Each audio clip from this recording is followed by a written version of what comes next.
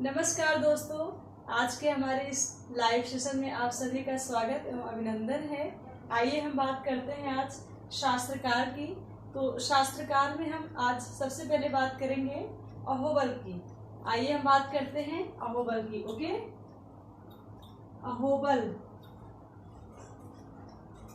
अहोबल जो है ये संगीत के शास्त्र पक्ष में बहुत ही योगदान दिए हैं।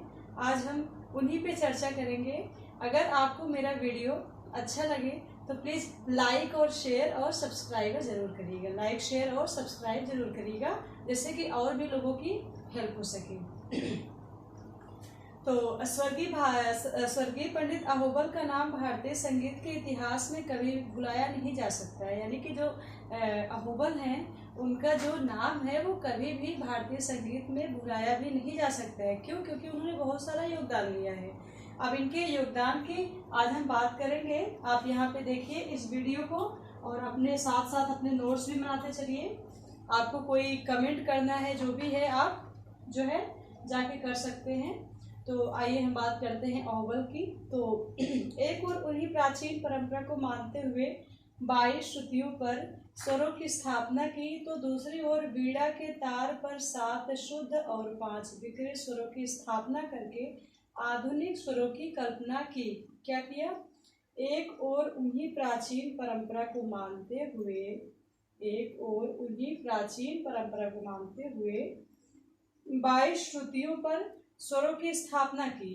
कहने का मतलब है कि ये जो थे वो प्राचीन जो 22 श्रुतियां थी उसको तो मानने के साथ साथ और क्या किए, बीड़ा के तार पर 7 शुद्ध और 5 विकृत स्वरों की स्थापना करके आधुनिक स्वरों की कल्पना की। यानी कि 22 श्रुतियां जो पहले से थी वो तो इन्होंने ली ही, उन्हीं को लेकर के जो है बीड़ा के तार पर जो है 7 शुद्ध और 5 विकृत स्वरों की स्थापना करके आधुनिक स्वरों की कल्पना की। क्या की? आधुनिक स्वरों की कल्पना की। पंडित अहोबल ही प्रथम व्यक्ति थे जिन्होंने संगीत के इतिहास में सर्वप्रथम बीड़ा के तार पर स्वरों की स्थापना की। अहोबल ही प्रथम व्यक्ति थे जिन्होंने संगीत के इतिहास में सर्वप्रथम बीड़ा के तार पर स्वरों की स्थापना की। क्या किए थे? पंडित अहोबल जो थे, कौन थे? अहोबल ही प्रथम व्यक्ति थे। अहोबल ही प्रथम व्यक्ति थे जिन्होंने क्या किया था? बीड़ा के तार पर स्वरों की स्थापना। यानी कि सबसे पहले बीड़ा के तार पर 7 शुद्ध और 5 विकृत। कितना? 7 शुद्ध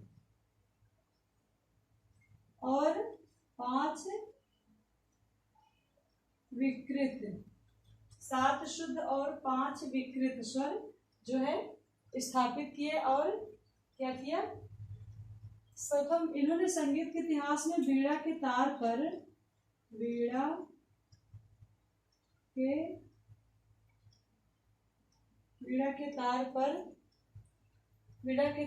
स्वरों की स्थापना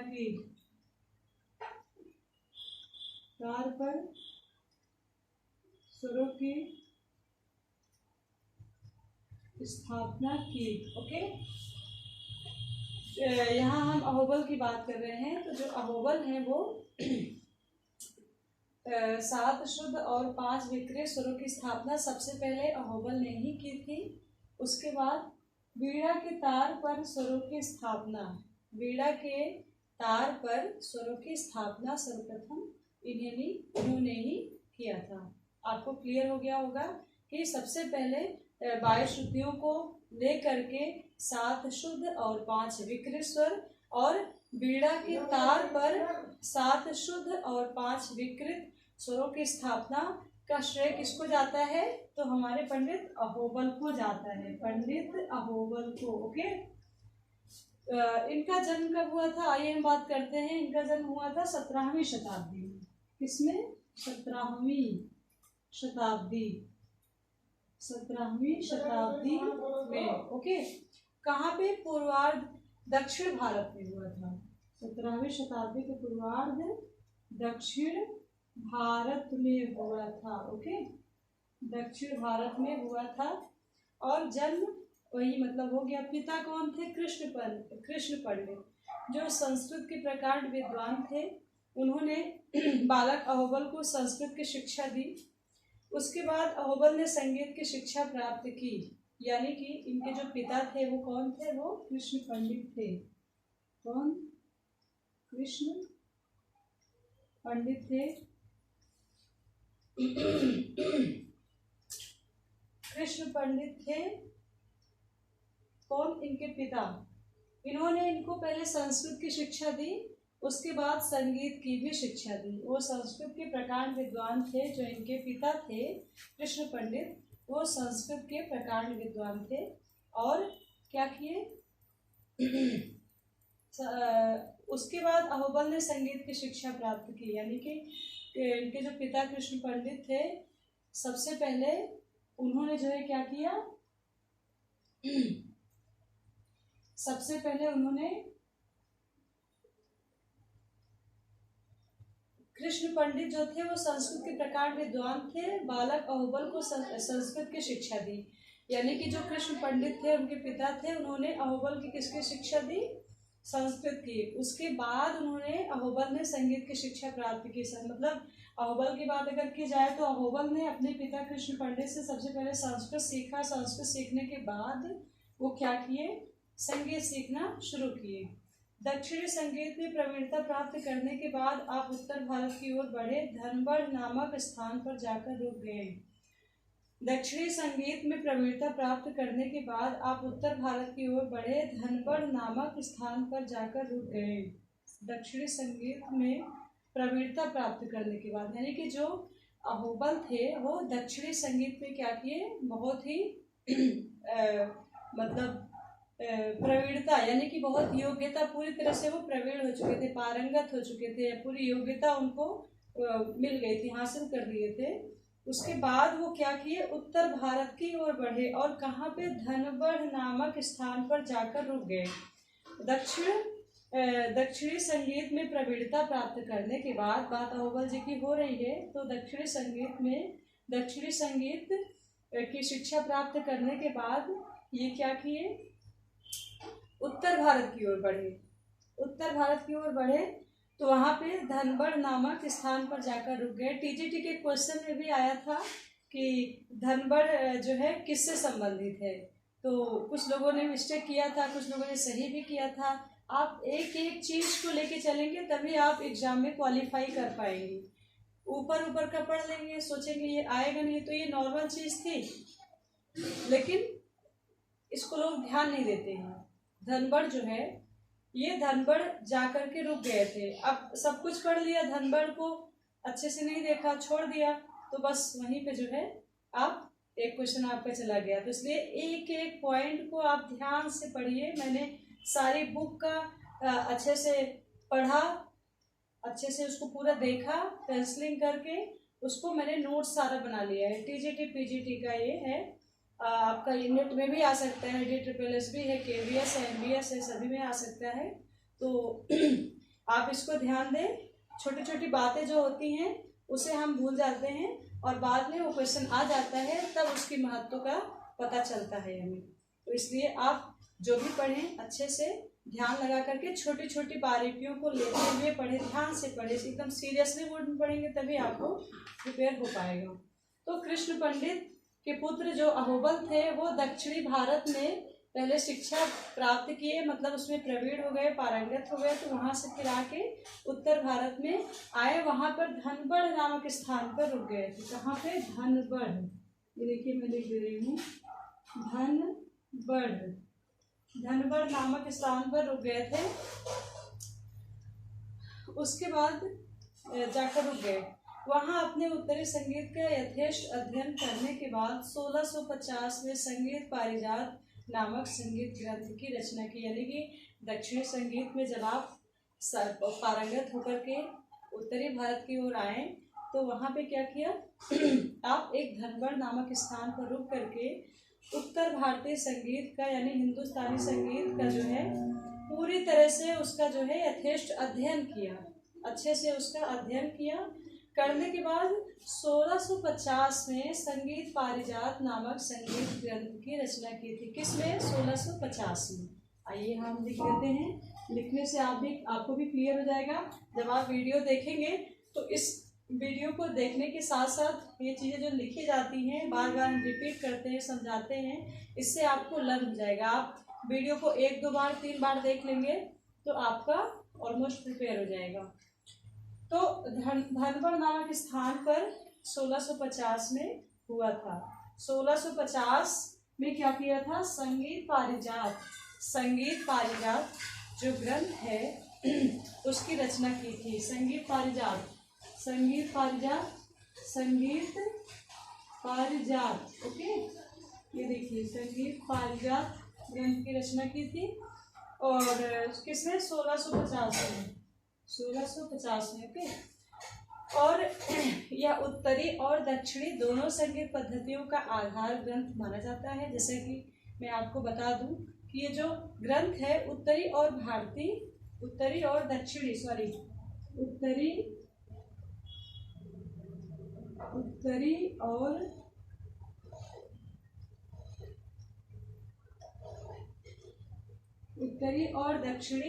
क्या किए थे? उत्तरी और दक्षिणी दोनों संगीत पद्धतियों का आधार ग्रंथ माना जाता है।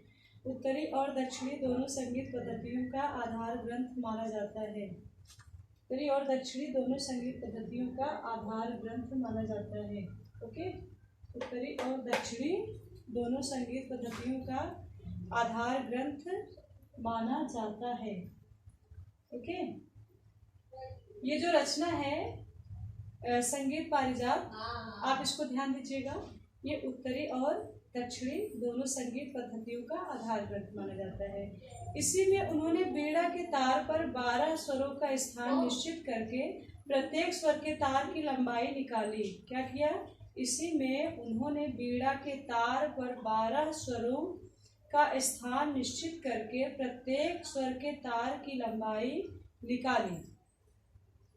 यानी कि जो संगीत पारिजात नामक ग्रंथ की रचना की थी किसने? अहोबल ने। तो उसमें क्या किया था? इसी में उन्होंने बीड़ा के तार पर 12 स्वरों का स्थान निश्चित करके, बीड़ा के तार पर क्या किए थे? 7, 5, 12, 7 शुद्ध स्वर आपका, 5 विकृत स्वर। ये देखिए, 7 शुद्ध, 5 विकृत स्वर। तो क्या किया था? निश्चित करके प्रत्येक स्वर के तार की लंबाई निकाली। प्रत्येक स्वर के तार की लंबाई निकाली। किस बुक में ये इसका वर्णन किया गया है? ये उत्तरी और दक्षिणी दोनों संगीत पद्धतियों का आधार ग्रंथ माना जाता है। और इसी में जो है ये जो मतलब 1650 में संगीत पारिजात पुस्तक की जो रचना की थी, इसमें इन्होंने क्या किया था? उत्तरी और दक्षिणी ये दोनों संगीत, सबसे पहली बात तो आप ये ध्यान दे लीजिए कि ये जो रचना है उत्तरी संगीत और दक्षिणी संगीत दोनों पद्धतियों के लिए ये रचना है, दोनों पद्धतियों का आधार ग्रंथ है, यानी कि दोनों पद्धतियों के माना जाता है। और इसमें उन्होंने क्या किया था? बीड़ा के तार पर 12 स्वरों का स्थान निश्चित करके, बीड़ा के तार पर 12 स्वरों का स्थान निश्चित करके प्रत्येक स्वर के तार की लंबाई निकाली। प्रत्येक स्वर के तार की लंबाई निकाली। मतलब इसी बुक में ये चीज बताया कि उन्होंने बीड़ा के तार पर 12 स्वरों का स्थान निश्चित करके प्रत्येक स्वर के तार की लंबाई निकाली।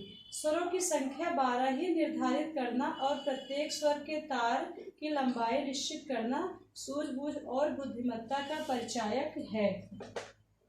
क्या है?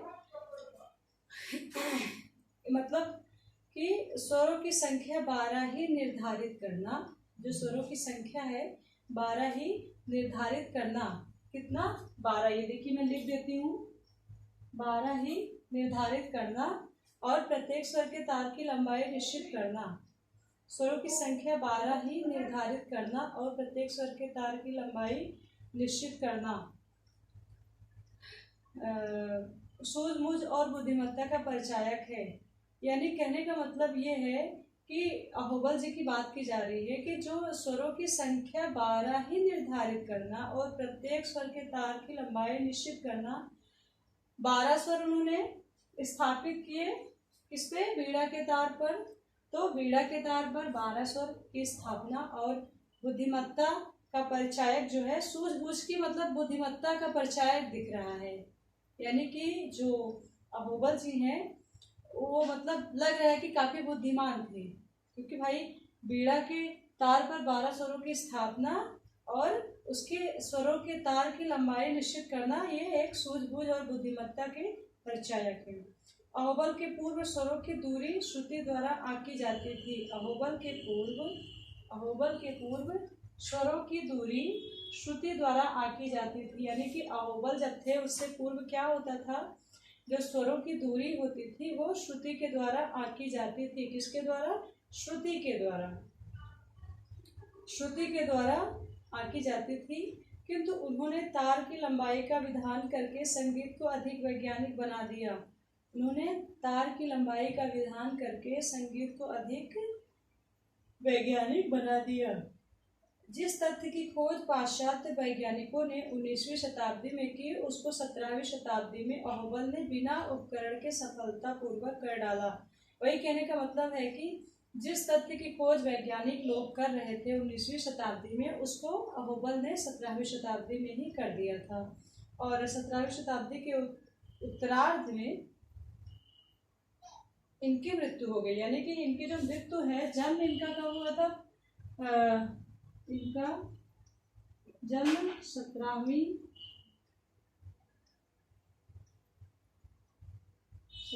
शताब्दी के पूर्वार्ध में,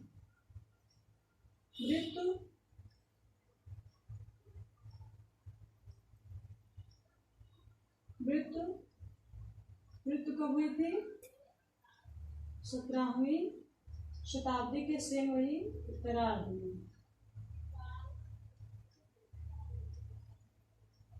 ओके, इनकी जो जन्म इनका 17वीं शताब्दी के पूर्वार्ध में और मृत्यु कब हुई थी? उत्तरार्ध में हुई थी।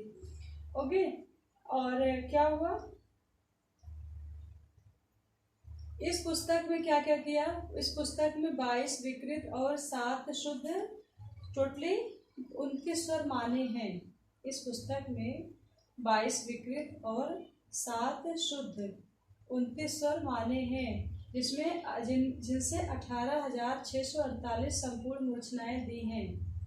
यानी कि इस पुस्तक में क्या कहा? 22, ये देखिए 22 विकृत और 7 शुद्ध, विकृत शुद्ध टोटली कितना होता है? 29 इक्वल 29। ओके, 29। तो जो अहोबल थे उनकी जो रचना है उसमें उन्होंने 22 विकृत स्वर, 7 शुद्ध स्वर, टोटल अगर हम मिलाएंगे तो हमारा 29 हो जाएगा। तो 29 यानी कि इन्होंने क्या किया था, ये लोग क्या करते थे, एक स्वर के, जैसे एक स्वर है उस स्वर के 2-2, 3-3 नाम रखते थे। वैसे देखा जाए तो 7 शुद्ध स्वर, 5 विकृत स्वर, सा रे गा मा प ध नि सा, सा रे धा प मा ग रे सा।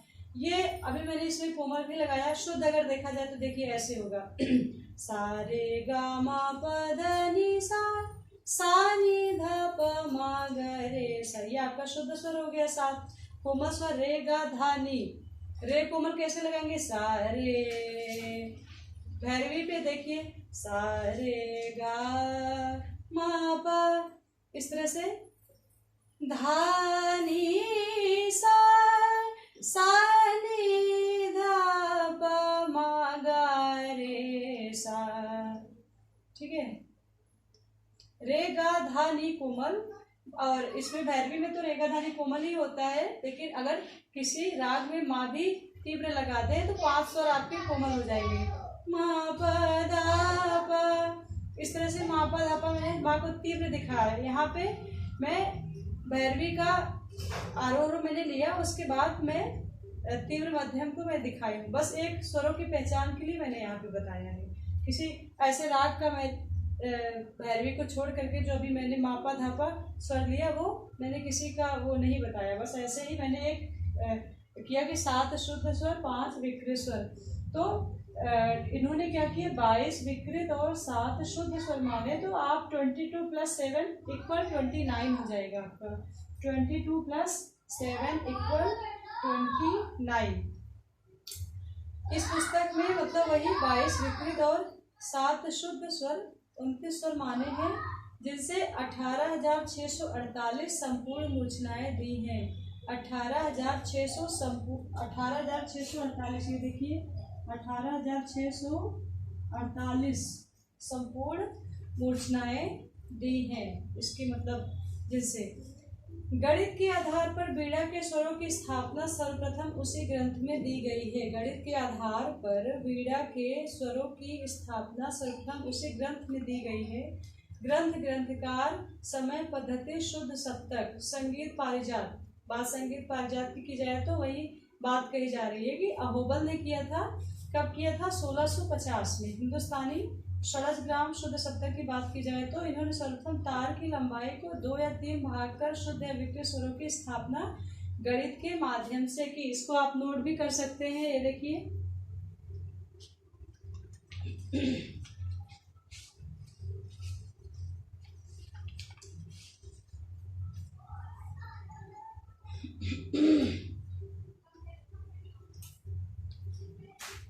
ये अव्वल की हम चर्चा कर दिए।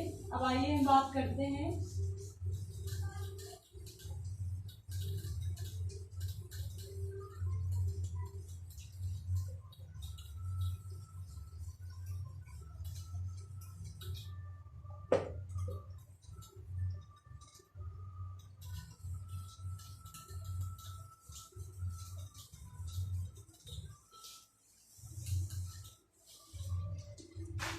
भरत।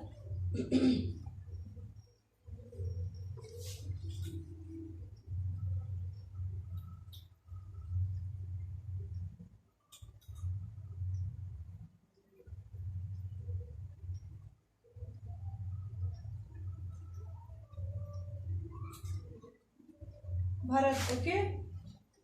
संगीत के इतिहास में कई भरत हो चुके हैं। आज अभी हम यहाँ पे भरत की चर्चा करेंगे। तो संगीत के इतिहास में क्या है, कई भरत हो चुके हैं, किंतु यहाँ हमारा तात्पर्य नाट्य शास्त्र के लेखक महर्षि भरत से है। खेद है कि इनके विषय में कोई जानकारी नहीं मिलती। केवल उनके ग्रंथ के अवलोकन करके ही उनके व्यक्तित्व की जानकारी की जा सकती है। यानी कि यहाँ पर हम नाट्य शास्त्र के जो लेखक हैं, कौन? भरत मुनि। किसके? नाट्य शास्त्र। इनका जो ग्रंथ है क्या है? वो नाट्य शास्त्र है। ओके इनका जो ग्रंथ है वो क्या है? नाट्य शास्त्र। ओके तो यहाँ पर नाट्य शास्त्र की जो है जो लेखक है भरत, उन्हीं की बात की जा रही है। हालांकि इनका मतलब वही कहा गया है कि इनका कोई ज़्यादा परिचय नहीं मिलता है, लेकिन इनकी रचनाओं को देख करके, इनकी कृतियों, इनके व्यक्तित्व को देख करके जो है थोड़ी सी जो भी जानकारी मिलती है यहाँ पे हम आप लोग को शेयर जरूर करेंगे। नाट्य शास्त्र की रचना के विषय में भी विद्वानों के भी कई मत हैं, लेकिन सभी ने कहा है कि नाट्य शास्त्र के विषय में 4वीं शताब्दी से 6वीं शताब्दी, लेकिन सभी का मत अलग अलग है, इसलिए 5वीं शताब्दी को ही माना जाएगा। सब जगह अलग अलग मेंशन किया हुआ है। अभी मैं लास्ट में आपको जाके क्लियर कट बता देती हूँ कि इनका समय क्या है। अभी सबका अपना अपना मत चलता है कि उनके अनुसार ऐसा है, उन्होंने ऐसा कहा, उन्होंने ऐसा कहा। तो भरत का जन्म संवत, माता पिता का नाम अज्ञात है। कोई पता नहीं है कि इनके माता पिता का नाम क्या है, इनका जन्म कब हुआ था, पूरी तरह से अज्ञात है। केवल उनके पुत्र कोहल का नाम मिलता है। उनके पुत्र का क्या नाम था? कोहल। क्या नाम था? कोहल। कोहल का नाम अभी हम आपको म्यूजिकल थ्योरी पार्ट जो शास्त्र पक्ष है बता रहे हैं। बाद में आपको हम ले चलेंगे संगीत के प्रयोगात्मक यानी कि प्रैक्टिकल, जो राग होता है, गायकी होती है, ताल होता है, बंदिश होती है, सभी पे लेके चलेंगे। क्योंकि अगर आपको टीचर बनना है, टीजीटी पीजीटी तो उसके लिए आपको ये थ्योरी बहुत ज़रूरी है, ये आपको थ्योरी की नॉलेज होनी चाहिए। आप रिटन वर्क पास करेंगे तभी आप जाके आगे कर पाएंगे। तो टीजीटी के लिए कोई इंटरव्यू नहीं है, ओनली रिटन वर्क है, ये आपका रिटन वर्क से ही काम चल जाएगा। लेकिन पीजीटी के लिए वहाँ पे सारे राग जो भी सिलेबस में है वो सब भी होना चाहिए। तो हम धीरे धीरे इस वीडियो में सब कुछ लेकर के चलेंगे। अभी हम ये टीजीटी पीजीटी का आपका क्लियर आपको अच्छे से वीडियो बना के दे देंगे। ये हमारा खुद का अपना बनाया हुआ नोट्स है, हमने पूरे बुक को अच्छे से पढ़ा है, उसको बाद लाइन अप करके मैंने अपना खुद का नोट्स बनाया है, यहाँ पे आपको शेयर कर रही हूँ और समझा रही हूँ, तो उसको आप उसका फायदा जरूर उठाइए। तो इनके पुत्र का क्या नाम है? कोहल। वस्तुतः नाट्य शास्त्र संगीत का ग्रंथ नहीं है। जो नाट्य शास्त्र है कहा जाए तो ये संगीत का ग्रंथ नहीं है, लेकिन अंतिम 6 अध्यायों में संगीत शास्त्र का विवेचन किया गया है। अब देखिए होता क्या है कि सबसे नॉर्मली जो क्वेश्चंस होते हैं अक्सर उन्हीं को लोग भूल जाते हैं। 6 अध्यायों में संगीत शास्त्र का विवेचन किया गया है। कितने? 6 अध्यायों में ये क्वेश्चन आ सकता है। लास्ट के 6 अध्यायों में। अच्छा, इसमें टोटली कितने अध्याय हैं, कितने लेसन हैं? 36 लेसन इसमें है, और इसमें 6 अध्याय लास्ट में जो है उसी में जो है संगीत का वर्णन है। यह इस बात का प्रमाण है कि उस संगीत और नाट्य का घनिष्ठ संबंध था। यानी कि अगर देखा जाए कि इसमें 36 अध्याय हैं और उसमें 6 लास्ट के जो 6 हैं उसमें संगीत का वर्णन है, तो इसी से पता चल रहा है कि ये जो है दोनों का घनिष्ठ संबंध था, तभी था। तो वही बात की जा रही है। यह इस बात का प्रमाण है कि उस संगीत और नाट्य का घनिष्ठ संबंध था। भरत द्वारा वर्णित सारणा चतुष्टय प्रयोग पर घनिष्ठ दृष्टि डालने पर यह भी स्पष्ट होता है कि उसे भी स्वर का सच्चा ज्ञान था। उसे भी स्वर का सच्चा ज्ञान था। ओके, उसे भी स्वर का सच्चा ज्ञान था। भरत द्वारा वर्णित सारणा चतुष्टयी प्रयोग पर घनिष्ठ दृष्टि डालने पर यह भी स्पष्ट होता है कि उसे भी स्वर का सच्चा ज्ञान था। संगीत की दृष्टि से यह सर्वमान्य प्रथम ग्रंथ है। संगीत की दृष्टि से देखा जाए तो ये सर्वमान्य प्रथम ग्रंथ है जिसमें संगीत शास्त्र का वैज्ञानिक और सार्वभौमिक विवेचन प्राप्त होता है।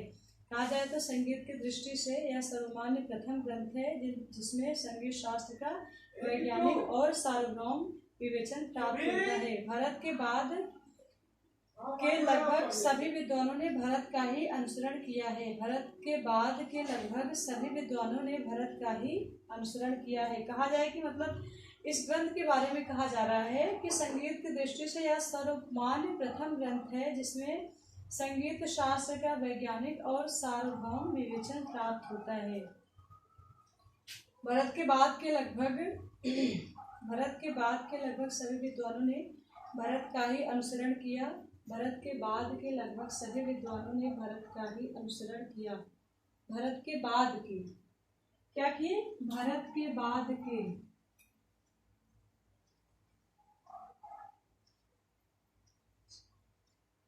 भरत के बाद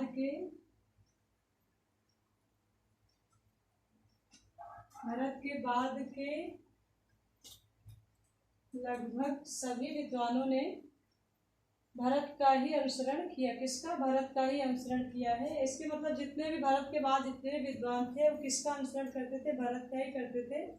भरत द्वारा बताए हुए संगीत शास्त्र की बहुत सी बातें आज भी मानी जाती हैं। भरत ने 7 शुद्ध स्वरों के अतिरिक्त 2 ही विकृत स्वर माने। मतलब 7 शुद्ध स्वर तो माने ही माने हैं, 7 शुद्ध स्वर तो थे ही, किंतु विकृत 2 ही स्वर थे। विकृत कितने थे? विकृत सिर्फ 2 ही थे। विकृत स्वरों की इनकी संख्या कितनी थी? 2 थी, यानी अंतर्गंधार और प्राकृतिक निषाद। 7 शुद्ध प्लस 2 विकृत क्या क्या थे? अंतर्गंधार और प्राकृतिक निषाद। ये देखिए मैं लिख दे रही हूँ, अंतर्गंधार और अंतर्गंधार और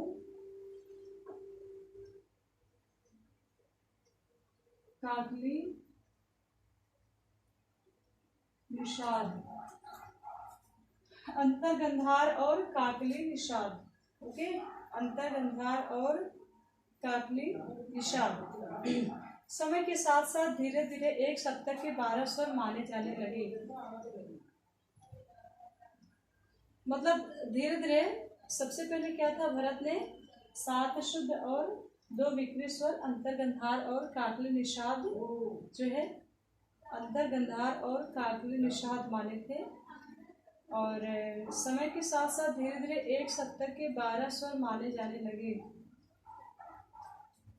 समय के साथ साथ धीरे धीरे एक सप्तक के 12 स्वर माने जाने लगे। भरतकृत नाट्य शास्त्र उत्तरी और दक्षिणी दोनों संगीत पद्धतियों का आधार ग्रंथ माना जाता है। भरतकृत नाट्य शास्त्र उत्तर और दक्षिणी दोनों संगीत पद्धतियों का आधार ग्रंथ माना जाता है। बात वही है कि जो नाट्य शास्त्र है, ये देखिए जो नाट्य शास्त्र है ये क्या है, उत्तरी और दक्षिणी दोनों संगीत पद्धतियों का आधार ग्रंथ माना जाता है। उत्तरी और दक्षिणी, ये देखिए उत्तरी और दक्षिणी दोनों संगीत पद्धतियों का आधार ग्रंथ माना जाता है। उत्तरी और दक्षिणी दोनों संगीत पद्धतियों का आधार ग्रंथ माना जाता है। अब दूसरे बुक में देखिए, दूसरे बुक में क्या लिखा है कि भरतकृत नाट्य शास्त्र की रचना संगीत नेट डॉक्टर तेज सिंह टॉप की जो बुक है उसमें क्या लिखा है, भरतकृत नाट्य शास्त्र की रचना 200 ईस्वी पूर्व से 100 ईस्वी के मध्य हुई। कब? 200 की देखिए मैं लिख रही हूँ, 200 ईस्वी से पूर्व 100, यानी कि 200 ईस्वी पूर्व 100, 200 से 100 के मध्य हुई। इस ग्रंथ में कितने अध्याय थे? 36 अध्याय थे। ये देखिए 36 अध्याय थे और 28 से 33 तक अध्याय संगीत विवरण जो है किसमें दिया है, 28 से 33। बहुत क्वेश्चन बार बार रिपीट होता है। अभी हाल ही में जब टीजीटी का पेपर हुआ था तो उसमें यही पूछ लिया था कि नाट्य शास्त्र में कितने अध्याय हैं, 36। और संगीत का वर्णन आप इसको भी ध्यान करिए, नोट करिए। 36 अध्याय तो 28 से 33 तक। ओके, 28 से 33 तक क्या है,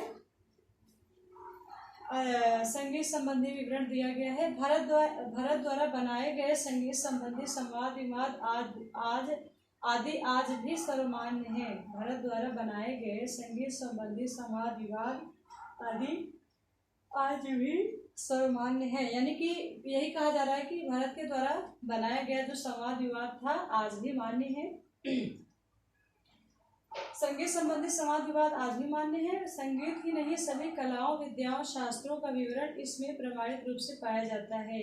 संगीत का ही नहीं, बात नाट्य शास्त्र की हो रही है, तो जो नाट्य शास्त्र ग्रंथ है इसमें केवल संगीत का ही वर्णन नहीं है, इसमें क्या क्या है, सभी कलाओं का, सभी कलाओं विद्याओं शास्त्रों का विवरण इसमें प्रमाणित रूप से पाया जाता है। और नाट्य के आदि प्रयोक्ता भरत, नाट्य के आदि प्रयोक्ता भरत ब्रह्मा के शिष्य कहे गए हैं। भरत किसके शिष्य कहे गए हैं? ब्रह्मा के। किसके? ब्रह्मा के। ओके, भरत किसके शिष्य कहे गए हैं? तो भरत ब्रह्मा के शिष्य कहे गए हैं, जो कि सभी विद्या कला शिष्य ज्ञान योग आदि का भंडार के प्रणेता भरत थे। जो कि क्या है? जो कि सभी विद्या कला शिष्य ज्ञान योग आदि का भंडार के प्रणेता हैं।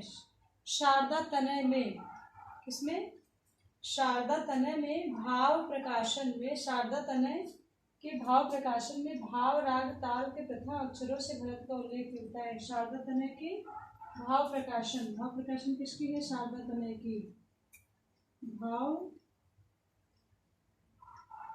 प्रकाशन किसका है? शारदा तनय भाव प्रकाशन शारदा तनय का है। भा से भाव, र से राग, ता से ताल यानी भरत। भरत, भ से भाव, र से राग, ता से ताल। भा से भाव, र से राग, ता से ताल ओके भरत का है। और शारदा तनय ने भाव राग ताल के प्रथम अक्षरों से भरत का उल्लेख किया है।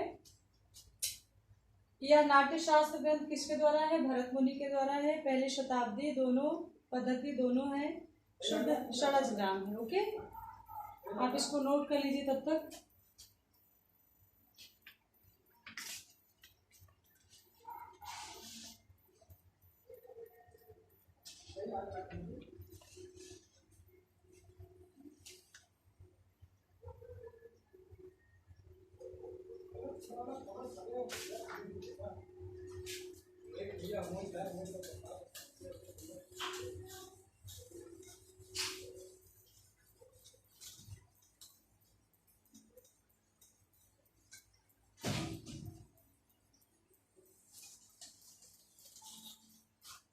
यहाँ पर आइए, चतुर्दंडी प्रकाशिका व्यंकटमखी। व्यंकटमखी जो है वो कर्नाटकी संगीत के जो है शास्त्रकार हैं। काफी योगदान कर्नाटकी संगीत में दिया है। और जो है इनकी हम आज यहाँ पे बात करेंगे। इनके रचना का नाम क्या है? चतुर्दंडी प्रकाशिका व्यंकटमखी। चतुर्दंडी प्रकाशिका व्यंकटमखी क्या है इनकी रचना? चतुर्दंडी प्रकाशिका।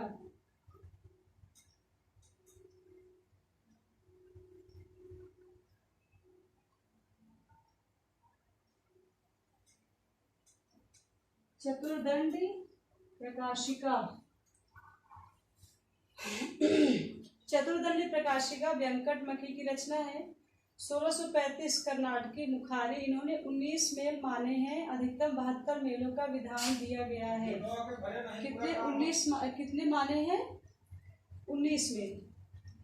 ये भी टीजीटी के पेपर में आया था कि चतुर्दंडी प्रकाशिका जो कर्नाटकी संगीत के लेखक हैं, कर्नाटकी संगीत के शास्त्रकार व्यंकटमखी जो है, उन्होंने कितने मेलों का जो है माना है? कितने मेल माना है? तो 19 मेल माने हैं। अधिकतम 72 मेलों का विधान दिया गया है, यानी मैक्सिमम 72 मेलों का विधान दिया गया है और 19 मेल माने हैं। यह कर्नाटकी संगीत को व्यवस्थित करने वाला ग्रंथ भातखंडे जी ने इसी से प्रेरणा ली थी। यह कर्नाटकी संगीत को व्यवस्थित करने वाला ग्रंथ भातखंडे जी, यानी कि भातखंडे म्यूजिक यूनिवर्सिटी इस समय Bhatkhande music institute deemed to be university है। ओके, तो भातखंडे जी एक यहाँ का जो रचना है इनका, इन्हीं से काफी प्रेरणा ली थी। भातखंडे जी ने कर्नाटकी संगीत से काफी प्रेरणा ली थी और इन्होंने 19 मेल माने। मैक्सिमम इनके 72 मेल है। ओके, इसमें क्या है? 4 दंडों